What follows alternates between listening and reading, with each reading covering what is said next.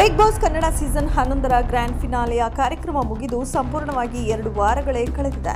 ಆದರೆ ಆ ದಿನ ನಡೆದ ಒಂದು ಘಟನೆಯ ಬಗ್ಗೆ ಬಹುತೇಕರಿಗೆ ಇನ್ನೂ ಸ್ಪಷ್ಟನೆ ಸಿಕ್ಕಂತೆ ಕಾಣುತ್ತಿಲ್ಲ.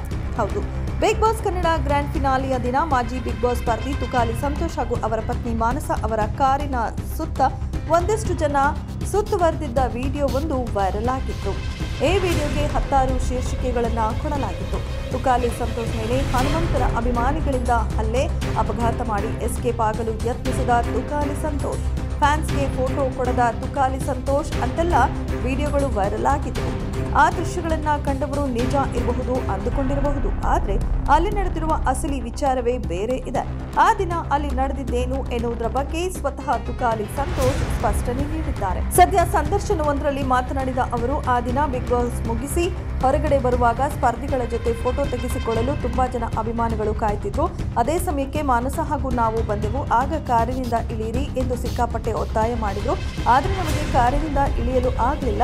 ಕಾರಿನ ಸುತ್ತಲೂ ತುಂಬಾ ಜನ ನಿಂತಿದ್ರು. ಕಾರಿನ ಚಕ್ರ ಒಂದು ಸುತ್ತು ಉರುಳಿದ್ರು. ಯಾರಾದರೂ ಕಾಲಿನ ಮೇಲೆ ಹತ್ತುತ್ತಿತ್ತು.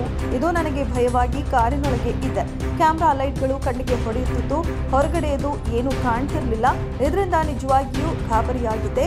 ಅದಾದ ಮೇಲೆ ಪಕ್ಕಕ್ಕೆ ಹೋಗಿ ಕಾರು ನಿಲ್ಲಿಸಿ ಫೋಟೋ ಕೊಟ್ಟಿದ್ದೇನೆ. ಅದನ್ನ ಯಾರೂ ಎಲ್ಲಿಯೂ ಹಾಕಿಲ್ಲ.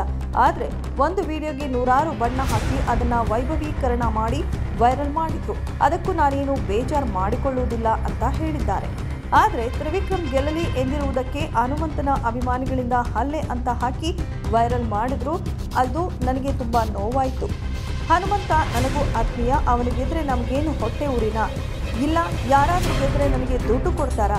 ಯಾರಿಗೆದ್ರೆ ನನಗೇನು ಉಪಯೋಗ ಇದೆ? ಆದರೆ ಆ ಘಟನೆ ವೈರಲ್ ಮಾಡಿದ ರೀತಿ ತುಂಬ ಬೇಜಾರಾಯಿತು.